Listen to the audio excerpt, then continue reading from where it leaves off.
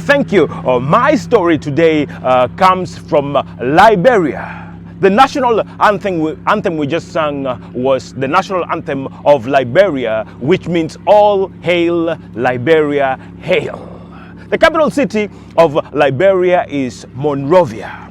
Liberia was one of those countries in Africa that was never colonized. One of the two countries in Africa that was never colonized. The other one is Ethiopia. Yes, Liberia was one of those countries established in the 18th century to settle those freed slaves that were coming from the Americas and the Caribbean. Can I tell you a story from Liberia? Are you ready to hear the story from Liberia? The motto of Liberia is "The love of liberty brought us here." The current president of Liberia is Mr. George Opong Weah, who at one time used to be a professional football player, played soccer all over Europe, winning so many championships, and now he is the president of Liberia. At one point, he was considered the best soccer player in the whole wide world.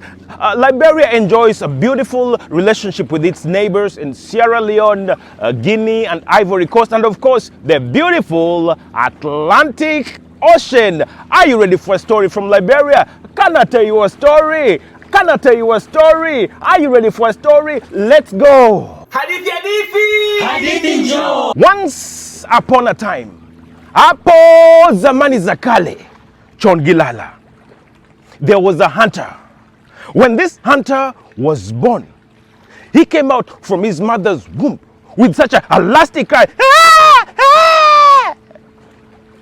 that the midwives who surrounded the mother during delivery prophesied and said, this one will either be a warrior or a hunter. Listen to the power in his lungs.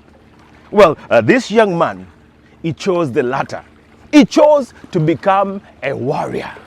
At the age of 12, him and all the other 12-year-old boys were taken deep into the wilderness, into the forest, where they were taught the art of how to become a great hunter, where they were taught to walk stealthily without upsetting any grass, where they were taught to use their ears to listen to the sounds of the jungle, where they were taught to use their eyes both day and night, where they were taught to use their a sense of smell and to be able to differentiate between scents of different animals, where they were taught to be able to distinguish the animals just by looking at their footprints. Can I tell you a story?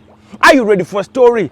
This young man, he became one of the best hunters in the village. And because he was the best hunter, he brought home a lot of game. He brought home a lot of meat.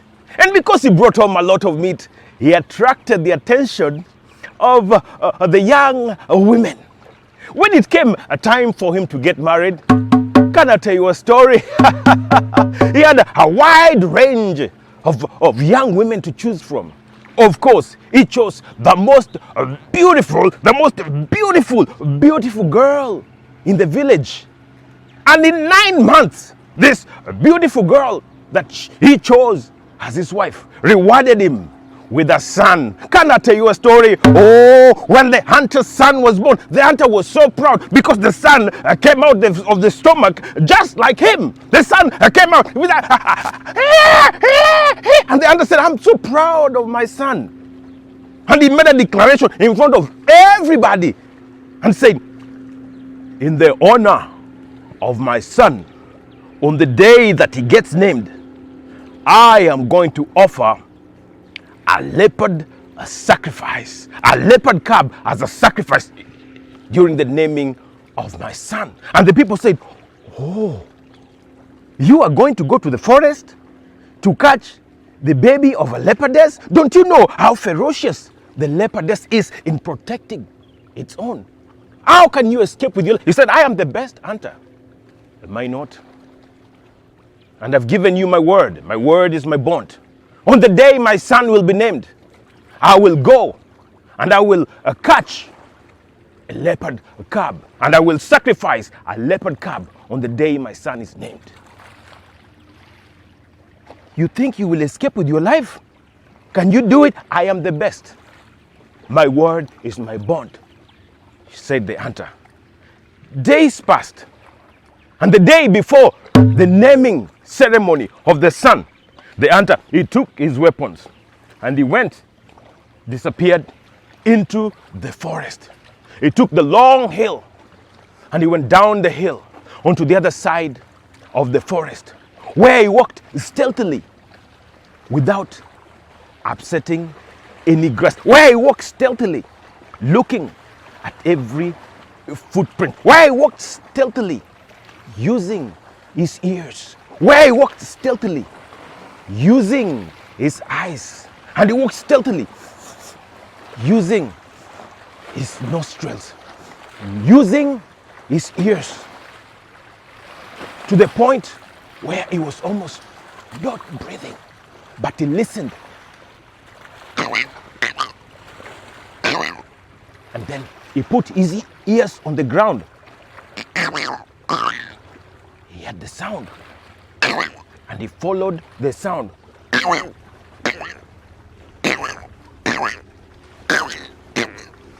He followed the sound till he came to a shrub, and underneath the shrub he saw not one but two leopard cubs. And he said, this must be a sign.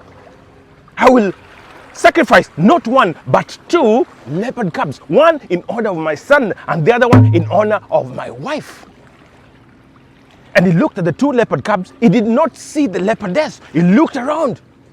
But when he didn't see the leopardess, he grabbed the two leopard cubs. He opened his sack. He threw the two leopard cubs in. He tied the sack. He threw it on his back. And he started running back to the village. Two leopard cubs were playing underneath the shrub. Before they knew it, they were grabbed. They were scared. They were thrown and plunged into this dark sack. And they were scared, and someone was running away with them. Can I tell you a story?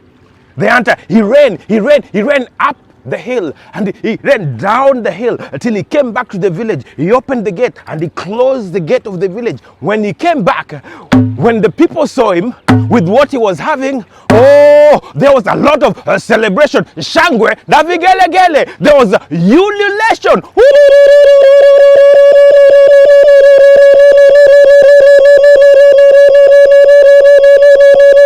Women, they ululated. The hunter, he went inside his hut and he made a makeshift cage where he put the two leopard cubs, and he gave them some raw meat to wait for the ceremony tomorrow. Back in the forest, the leopardess came back dragging something she had killed, because on this day she was teaching her young ones how to eat raw meat. But when the leopardess came, she looked around. She did not find her cubs. Oh, you should have seen the agony. Frantically looking all around, she could not find her cubs. But she could smell an eerily familiar scent. It was the scent of that two-legged creature that usually roams around in the forest hunting. The leopardess, she smelled around, she sniffed around, and she said, if I follow this scent, I should be able to find where my cubs are. And slowly she started to follow the scent. She followed the scent till she came to the bottom of a very steep hill. And she continued to climb up the hill till she got to the top of the hill. On the other side, down the hill, she saw an elaborate village. This village full of life, young children, mothers, husbands, wives, fathers, everybody in this thriving community. And he knew my cubs must be in that village. But this leopardess, she knew if she went into that village during the day, the young men, the dogs would sniff her out and she'd be killed immediately. So she decided to wait. She decided to wait on top of the hill.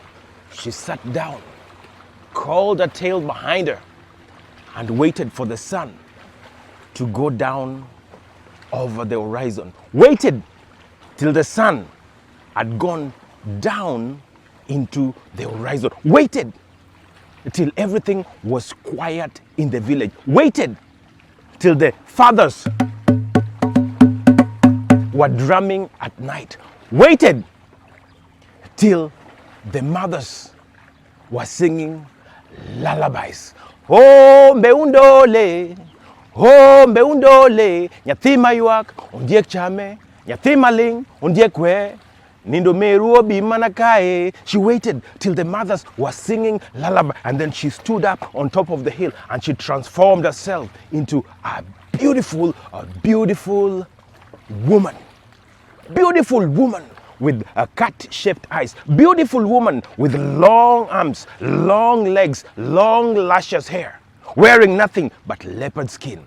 And she started to walk down to the village while the women were singing, oh mbeundole, nyathima yuak, ondiek chame, nyathima ling, ondiek kwe, nido meruo bi manakae, oh mbeundole, nyathima yuak, ondiek chame, nyathima ling, ondiek kwe, nido meruo bi manakae. She walked and walked until she came to the gate. She opened the gate and closed it behind her. And she continued to sniff. She continued to sniff. The fathers playing drums, the dogs fast asleep. She sniffed, till she came to a hut at the far end of the village, and she knew this is where my cubs are. And she stood at the door and she sniffed some more until she was fully persuaded that her cubs were in there. And then she knocked. She knocked on the door again. When the hunter had the door, he came out and he opened the door. And standing in front of the hunter was the most beautiful woman. And the woman said, excuse me, I'm a woman traveling alone at night. It's dangerous out there. Will you please perhaps offer me hospitality just for the night so I can continue my journey tomorrow? And the hunter said, of course, come in. You see, on this night, the hunter's wife and the baby and all the women spent the night in their grandmother's hut waiting for the naming ceremony tomorrow. So the hunter was alone in his hut. He welcomed and said, please, take a seat. May I offer you some water to wash your hands and your feet from all the traveling?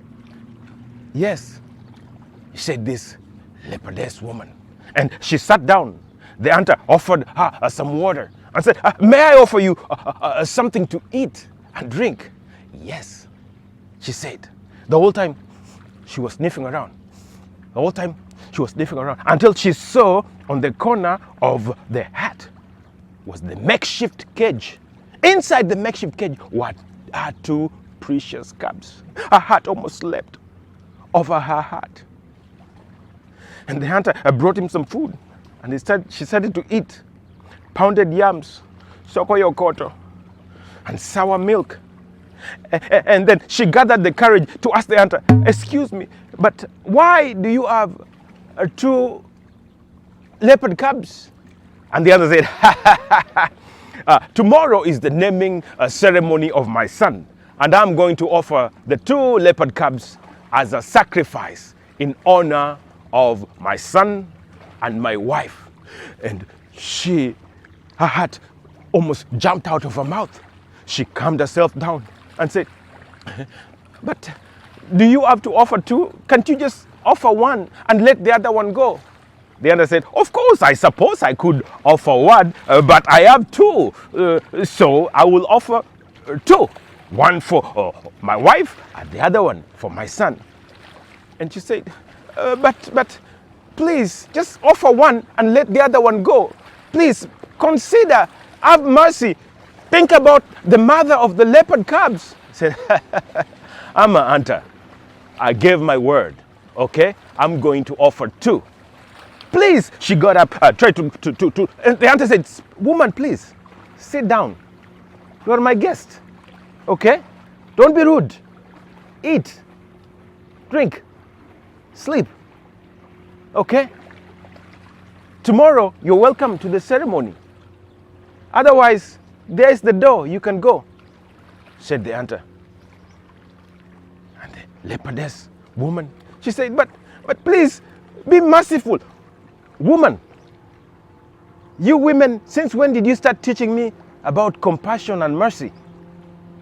Eat, drink, sleep. You're more than welcome to attend the ceremony tomorrow. If not,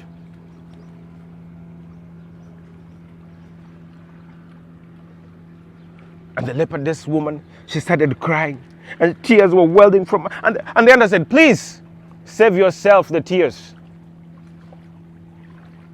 And the leopardess woman, she cried and looked at the hunter one more time and said, is that your final answer? And the hunter, he looked at the leopardess woman and said, yes, that's my final answer. Now eat, drink, sleep. You're welcome to the ceremony tomorrow. Or else.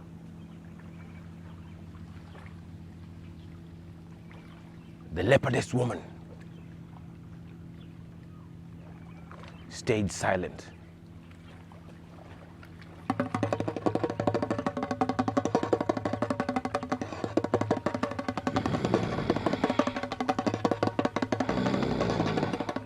And she said, in that case, you offer me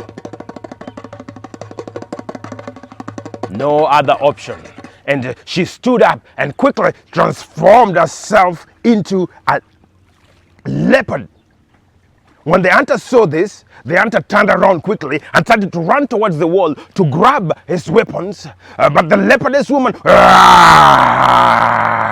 and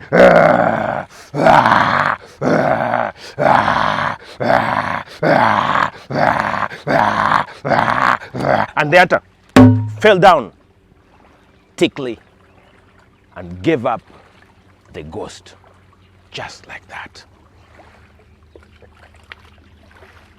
And the leopard knew she could not untie the cage with her claws, and so she quickly transformed herself back again into a woman, and she used a nimble human hands to untie the cubs from the cage, and she took the two cubs and put them right in her bosom.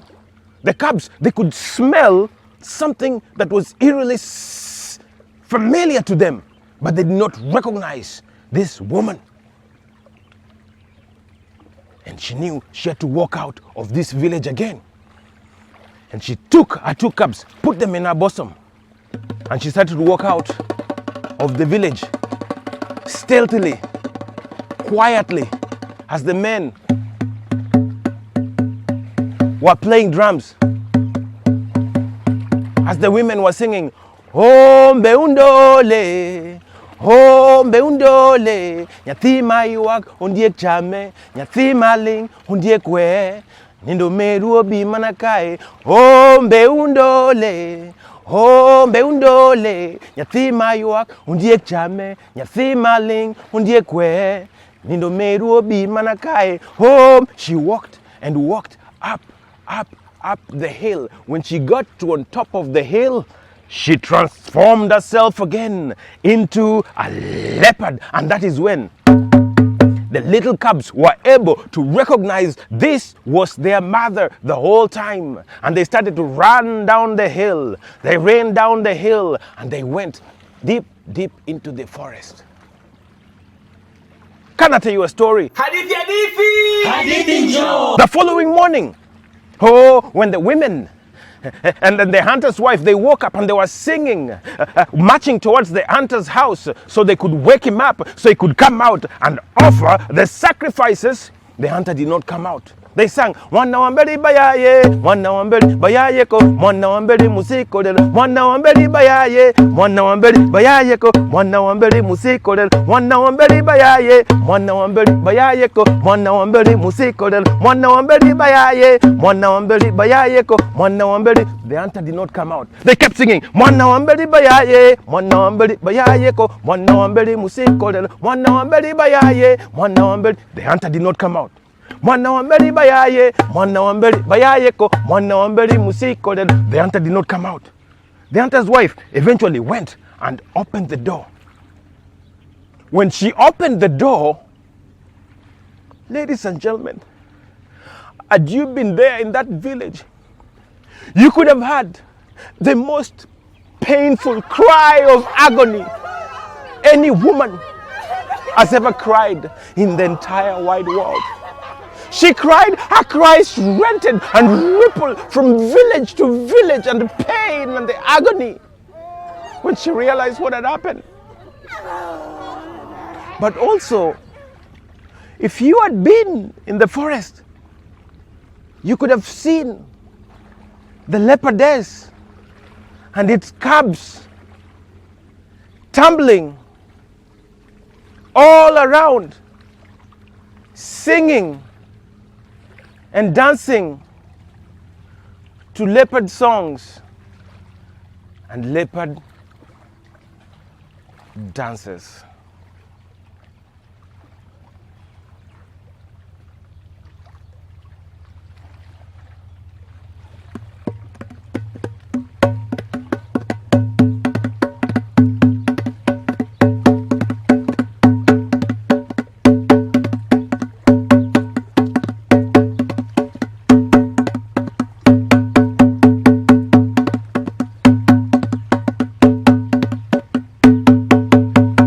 Thank you for watching. Thank you for subscribing. Thank you for sharing. If you like the story, please subscribe, drop a comment, and share this story with anybody that could use a story that entertains, challenges, and transforms them. Until then, asante sana, shukriya, gracias, arigato, dankeschön, merci beaucoup, katonda kusereke, zaijien sheshe, firmilenge. Tuti ndadong, arom, gibao, makanera. May I grow to be as tall as the tallest tree in my uncle's homestead.